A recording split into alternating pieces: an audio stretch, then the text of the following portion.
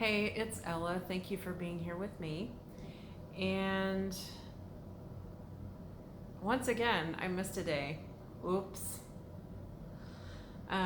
For the three of you, I think, now who are watching my videos, the numbers keep going down instead of up. So I don't know what's going on there, other than my content just isn't as interesting as it used to be. Um, or people are distracted, or who knows what it is, but I'm gonna keep plugging away. Anyway, um, so a couple days ago I designed a yoga class for myself. I didn't really design it as a class. I was just like, okay, I think I want to do this, and then I want to kind of move into that, and then I want to kind of move into that, and then I'll see where I end up there. So I sort of had an idea for a flow of sorts in my mind, and I ended up doing a class that really whooped my booty. But in like the best way. So I think with sun salutations I passed through plank pose at least a dozen times probably. But each time I went into plank pose, I held it for at least 10 seconds. So I'm trying to, not trying to, I am building my strength for my, in my upper body so that I can be prepared for headstands, because my upper body is not strong enough at this point to do headstands. Same with my core. My core is not yet strong enough to do headstands. So, or headstand prep even. Well, no, I can do headstand prep, but I can't get into headstands. So anyway, so I'm working my way towards that. Well, I think I talked about this before the other day, that the class that I did, I decided that I wanted to turn it into my first class, my first 60-minute class. But I did have all three of the main warrior poses: warrior 1, 2, and 3. And but I will tell you what, I'm still sore from, from that. I'm still sore. Legs, my whole body. So so that means it was really good. In my book, that means it was a good class. And I felt completely blissed out at the end of it. So I wrote it all out finally, and I still missed a couple of things. And there's a couple of poses that I'm like, I don't really remember where I did that. I just know that I did it. So I'm gonna need to do the class again. Put myself through the torture again. No, it was a good kind of torture though, and just see where I end up. So anyway. Um, whew. But yeah, it's good stuff. And it's really fun, actually, to design classes. Even, whether it's just for me or whether it's for a broader audience. So, anyway, um, so I've had a request to um, to record more of myself playing my steel drum that I got while I was in Bali. And I spent like 2 hours on this, okay, today, tweaking, trying to get the recording levels right, because there was, two of the notes have just, they just have a really piercing sound when they're recorded, and they tend to pop and buzz on through the microphone when they're actually when those two notes are recorded. So I finally got the recording level right. I finally got the correct, the right mix of microphone and everything. It took me a couple of hours of tweaking and playing around, and I was trying to record it on video first, so I decided to try using the webcam on my computer so that I could use these much better microphone speakers, and so anyway, whatever. I messed around with it for a couple of hours, and then I was just like, and I'm spent. I'm like, no, brain no working no more today. But that got me thinking, how did I do corporate America? How did I do it? Because I've been thinking, like, what can I possibly do to bring some income to myself? Because I need some income, yo. And so I've been trying to, like, think of some creative ways to drum up some income. And, this is just not the best time to be trying to do that, but whatever. The time is now. And so it's what I'm doing. But, so anyway, but I was thinking, like, what if I do end up feeling like I have to go back to some sort of office work or some sort of technical work like I was doing? I don't know if I actually could, because I've been out of an office environment now for over a year.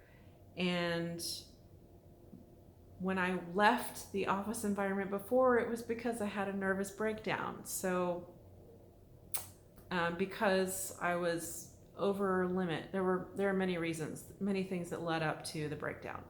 But yeah, and just sort of what I've discovered is that just generally speaking, my cognitive abilities they're just not as concentrated as they used to be. They're just not, like, I just don't have the regular capability of focusing on it, like accomplishing things, basically doing work, getting work done. I just don't have the ability to sit and do that for multiple hours in a day anymore. I just don't. I just can't do it. And not only that, but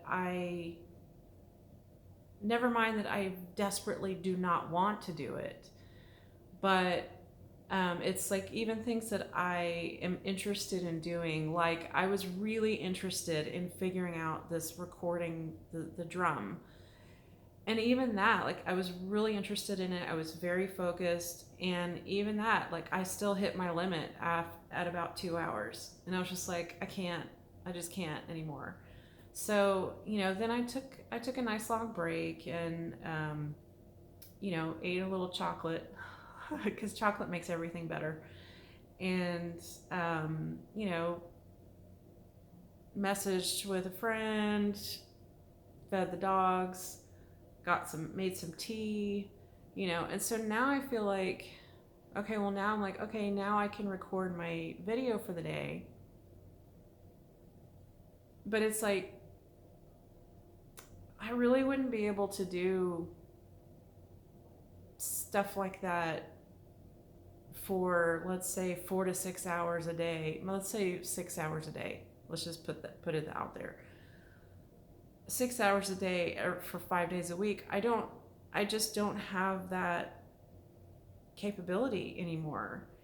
And a lot of it is because I'm autistic, because I have severe ADD, because I do not belong in an office setting or an office environment where I'm forced to be at a computer for multiple hours a day. All of those things are just it's not the best use of me and my skills and talents and interests and experience. It's just not. And so now that I'm, officially in my middle age, 44, I'll be 45 in a couple months.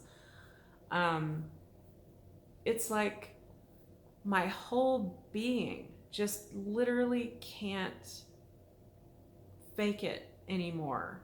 Like, and that's essentially what led to, or kind of what kind of pulled the pin in the grenade, pulled the pin out of the grenade that kind of ended with me having the breakdown, is that I was just trying so hard to continue to fake it. You know, I had been trying to fake it in an office setting, and it's like, and I had the best of circumstances for my office setting. I mean, I had my own office, I had an amazing boss.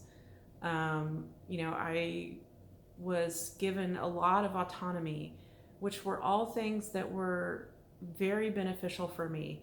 And I still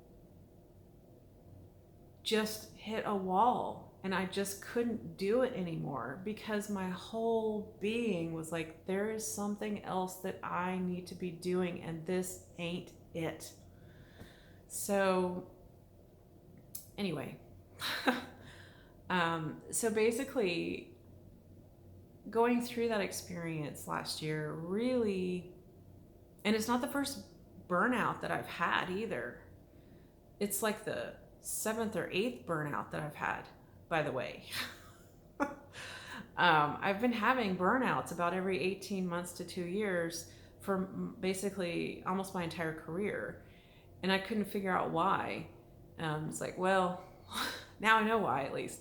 So anyway, autistic burnout is a real thing, and it happens, especially to women. But that's a whole other topic for a whole other day, and probably for someone else who has better words to put to it than I do.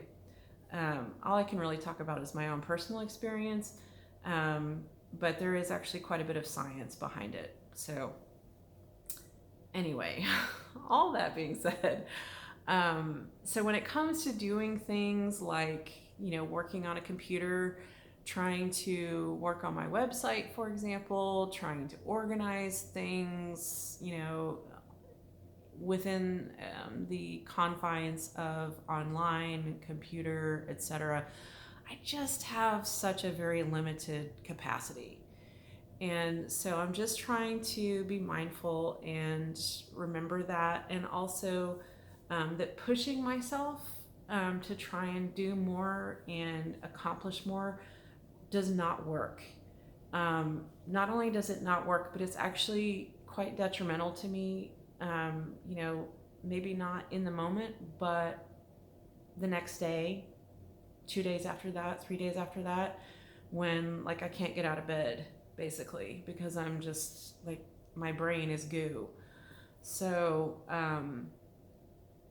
yeah, anyway, I don't even know why I went down that whole rabbit trail, but essentially, a friend of mine has told me, she's like, I want more of you playing that drum. She's like, just make an album and get it uploaded to Spotify. You know, use like a picture that you've taken of a tree or something as your album art, and just, you know, just don't overcomplicate it, just get it done. And I'm like, you know, I really like that idea, except that what I'm doing when I play the steel drum is I'm literally just messing around. I'm not, you know, I'm not using any, you know, I'm not really using any music theory. I'm not really thinking about melody or really much of anything. I'm just playing for the joy of playing. So, but I still think that there's some merit there of actually trying to record those sessions. And so now that I got the audio figured out, I should be able to replicate it, you know, on another day when I have more brain power, to, because I'm not having to use all the brain power to figure out the audio levels and everything. So anyway, I don't know. So that might be something that I do at some point here soon, is to try recording some tracks of me playing a steel drum. We'll see. I also really want to record, do a more professional sounding recording of myself chanting, because The chanting is very relaxing to do, but it's also very relaxing to listen to. So that way I could cut out any extraneous audio at the beginning, and the sound quality would be really good, and it would just be the chant. Like, I wouldn't be giving any kind of intro or anything. It would just be me doing the chant. So I definitely want to do that. I also want to record some meditations. That's something I've wanted to do for a really long time. So it's just a matter of either if I can find some meditations that I would like to record, or if I write some of my own meditations to record. We'll see. So maybe some of both. I don't know. Anyway, so those are some things that I've been thinking about doing to try and generate a little bit of income. I also have some beads that will be coming. They will be on their way to me relatively soon, so I could make some bracelets and stuff like that. That's all kind of small potatoes though, so I'm trying to think of creative ways that I can generate some income that do not involve me sitting my behind in front of a computer screen. So, but also, I mean, at least if I am, then maybe that's just like the throughput, like for example, using Zoom to give yoga classes, for example. Zoom is just the throughput. So if do some testing and whatever and get that figured out. And then from there I can record classes, have live classes, and then, publish them for free later or for donation later or whatever. So that's another thing that I'm thinking about. So,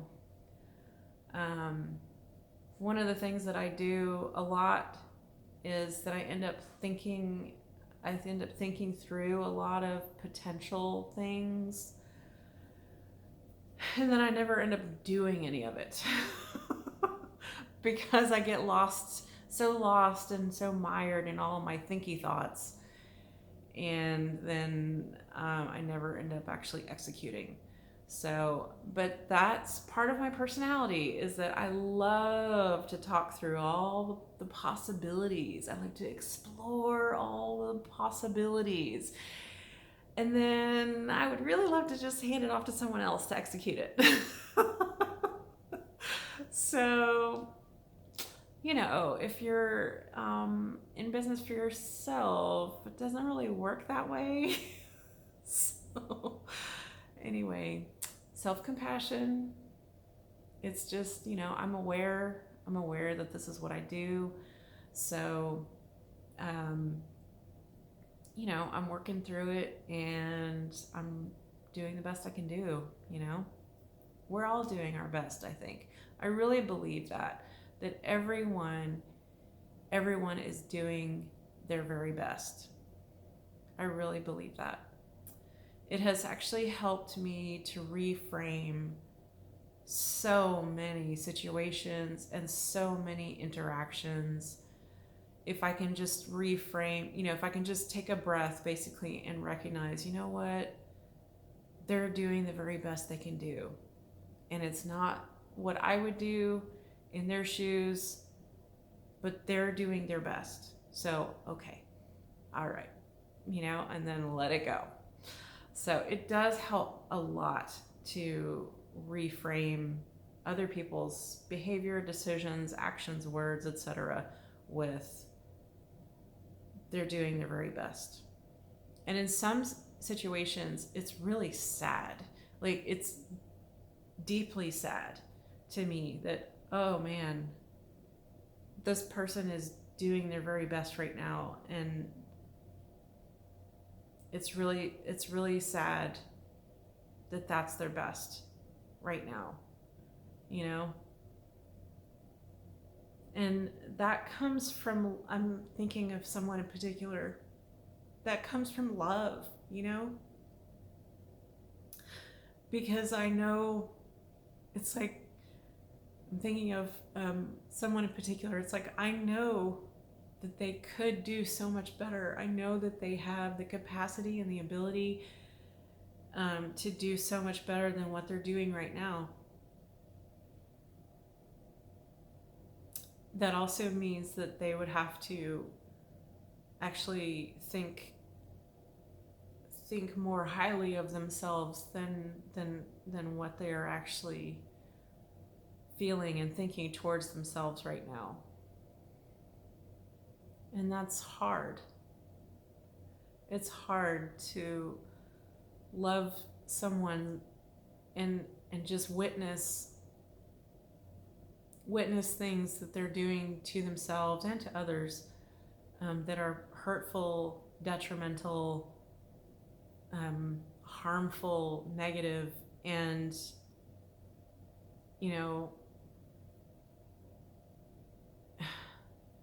I can't make them do better. They have to find their own way, They have to find their own way. And finding their own way is not the same, they're not going to find the same way that I would find, like I would have a completely different way of going about everything because I'm a different person. So anyway, but that it does help me to kind of reframe when I get really frustrated with someone else, or even with myself too, of just stop and say, you know what, they're doing their very best, and I am too. I am also doing my very best, and my very best is good enough for now, and that person's very best is good enough for now. And so all I can do is just hope and pray that they value themselves more soon, really soon. So anyway, that was kind of I'm sorry that was vague, but I really don't feel comfortable going into any more details about that on such a public forum, even though nobody watches it anyway. So I guess maybe it doesn't matter, but it matters to me because I wouldn't want to mistakenly, I wouldn't want to like identify who this person is and then I just wouldn't want to do that. It's not my life. It's not my life. It's not my call. So it's not my story. So, I just got to leave it at that. But anyway, I'm going to take a deep breath.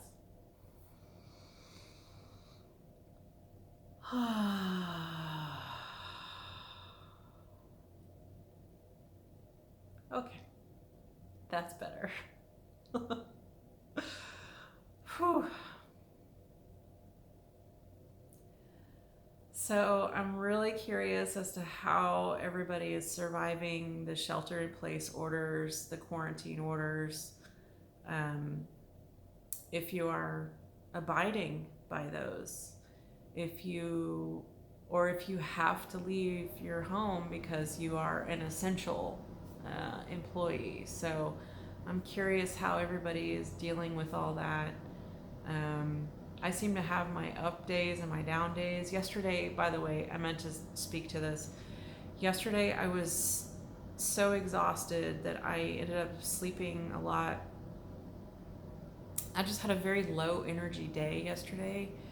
And I'm noticing that I'm having these days, some days where I'm just like, okay, let's go, let's do this. And then the next day is like, no, nothing's happening today. Nothing's getting done today. And then, it's like up, down, up, down, up, down, up, down. And I'm like, what is this? What is this and why? I have no idea. I don't know. But I'm just going with it because, well, that's just where I'm at right now. I feel like I'm just going with the flow. So anyway, so yesterday was a very low energy day. I have noticed that I am really having trouble sleeping, falling asleep at a regular or reasonable hour at night. Last night, for example, I was awake until after 3 o'clock in the morning. I don't know why. I was just lying there in bed and I'm like, man, I would really love to fall asleep. You know, it was comfortable. It was the perfect temperature. Like everything was all aligned. I just could not fall asleep. I didn't even have like, oh, well, I had some racing thoughts of like, ooh, I want to try this and I want to try that. I hate that when I get these little bursts of, ooh, you know, where my brain is just like, shiny, shiny, let's think about this, let's think about that, let's think about all these things right now. When I really should be sleeping. And when I want to be sleeping. And when it's appropriate to be sleeping. Because it's night. But, you know, my brain does not always cooperate. So, anyway. So that's mostly how this strange, bizarre time is affecting me right now. Yeah, I am having trouble falling asleep at, you know, reasonable hours, like 10 or 11 o'clock at night when I would normally be going to sleep. I don't know. I don't know. I do sometimes go through periods like this where I have a hard time falling asleep. Most of the time it's, you know, it is one of the ways that my body and my psyche kind of deals with anxiety and stress. So it's definitely not a fun way that my body deals with it. I do not like it. I do not like it at all. So hopefully, you know, I'm trying not to nap during the day because sometimes napping, you know, throws everything off even more. So even though I'm super tired today, I actually went and got coffee. I did leave the house today. I had to go pick up a couple of shipping boxes that I had been putting off going to get. But I also decided to go through the Starbucks drive-through, and it was very sanitary. They actually had me insert my card into the reader myself, so they didn't have to touch it. And I was like, why didn't anybody think of that before? Like, that's a great idea, you know? Like, then I'm the only one touching my card, and they're also not getting additional germs from every single person who comes through the drive-through. You know what I mean? I'm like, why didn't we think of this before? So, you know, in that regard, this COVID-19 business is actually, I think it's generating a lot of positive change. Unfortunately, it's, you know, great suffering is what leads to positive change most of the time, because the pain of staying in the exact way that you are is too great. So then you change. So you know, I kind of hate it that there's so much suffering going on right now, but it is what is driving so much good change. So anyway, but I got myself a nice big iced coffee, sanitized everything. Like, as soon as I had the cup in my hand, I was like spraying. I have this, my housemate has this crazy sanitizing stuff. So like spraying it on the cup and like on the steering wheel and on, you know, the gear shift and everything, and on the boxes themselves, like basically everything. I sanitized everything before, you know, I got back to the house. So, you know, and I didn't have to get out of the car. The two places that I went to, both of them were drive-through only.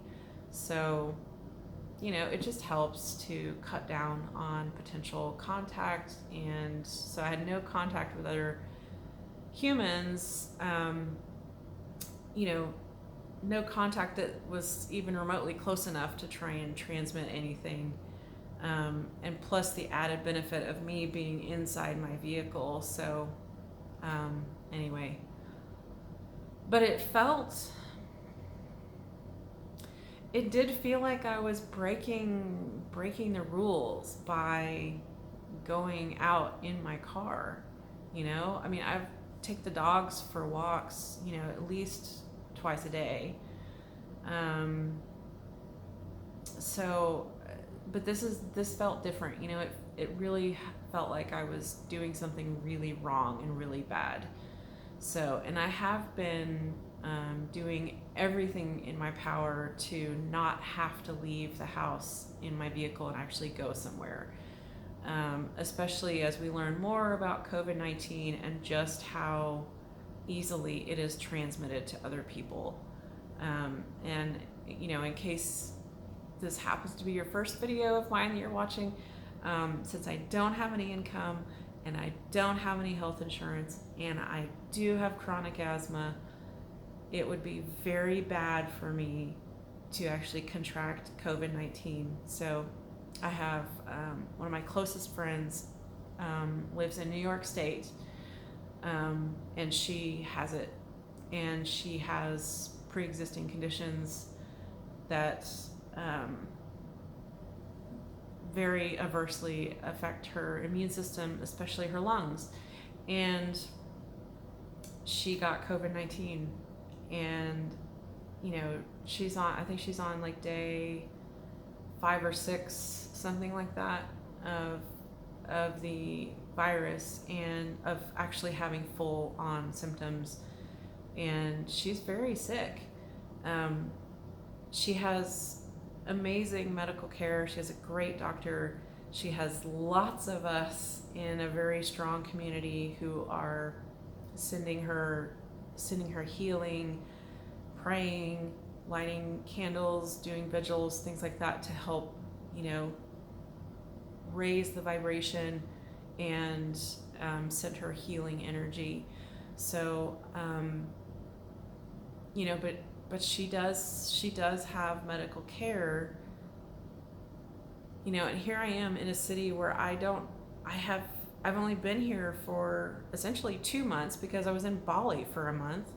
So I don't have any doctors here. So I would have to start from scratch and essentially go to like an urgent care facility, so basically I can't get it. I just can't. I can't get this. So anyway, so I'm doing everything in my power. Like everything that comes into the house gets sanitized before it comes in the house. That includes all deliveries. So even like groceries delivered in bags or whatever, like the bags themselves get sanitized, and then everything in the bags gets sanitized, and then the bags are discarded. So, we're doing the best we can do. And I am definitely being vigilant because I know that I can't get this. So anyway, not a very positive note to end things on, is it? Anyway,